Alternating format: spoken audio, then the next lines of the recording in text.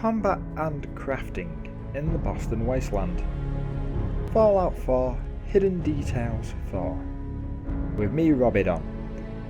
Now, I've broke this down into 3 sections: player combat and crafting, enemy combat and AI, and weapons and armors throughout the world.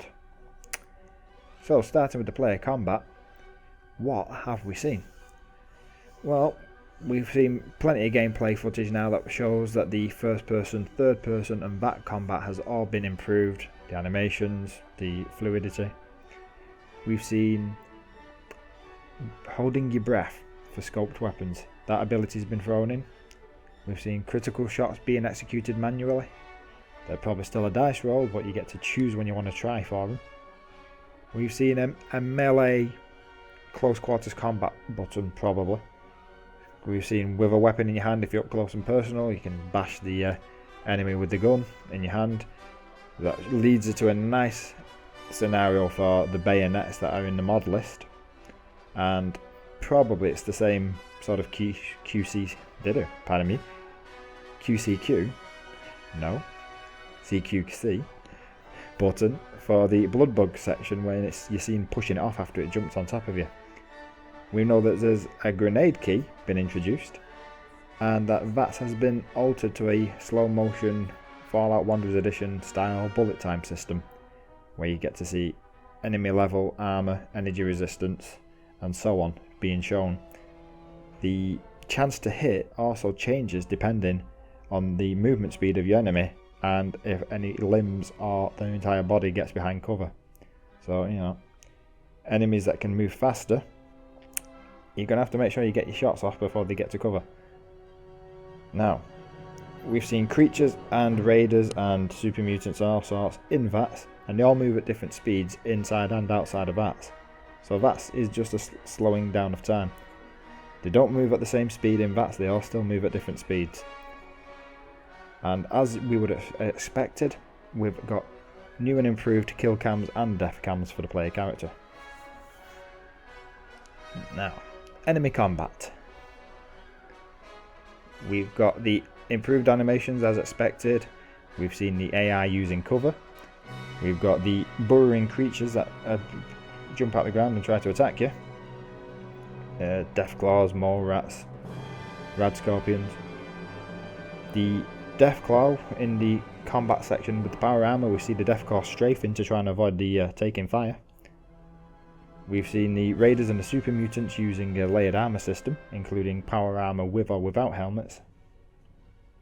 What else? The Deathclaws, mole rats and rad scorpions also have intro animations. They may burrow to come at you, but sometimes they're just, ambush you and just come out of the ground from nowhere. So you're just walking along and next minute, mole rat attack. We've seen that the synthetics and the ghouls are quite similar. Synthetics are hard to kill. They seem to lose their epidermal layers, the limbs, keep coming back like a Terminator. You can blow pieces off them. Probably that's what Bethesda was getting at when they said that they'd put twice as many assets and textures into this game as they did Skyrim. Well, if you're going to be able to take a synthetic from looking like a human to looking like a bunch of wires, you're going to need quite a few textures.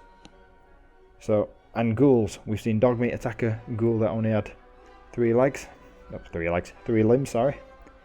And we've seen the sections where they're attacking you. It looks like you can blow limbs off ghouls and they keep coming at you. So you're going to have to put them down properly. Get rid of both the legs and both the arms and shoot them in the head, something. Where does that leave us? It leaves us with the weapons and the armors that are scattered around the world. We've seen glowing weapon barrels on the minigun. And we've seen armor pieces breaking off. Power armor, raiders, anything, metal armor, pieces break off. Are they going to be similar to the components scattered throughout the world? That with Bethesda showing us all the components and where you can get them. If you need glass for a mod, you might have to find a baby bottle, so on and so forth. If you can break the weapons or break the armor of the enemies facing you, it won't just be a case of simply looting their armor and weapons. You might be looting the components from their armor and weapons. And then, of course, the unique new weapons like the laser musket and the schematic weapons, with the likes of the junk jet returning. They all tie into these components, and thus it's just a big weave of information thrown out there.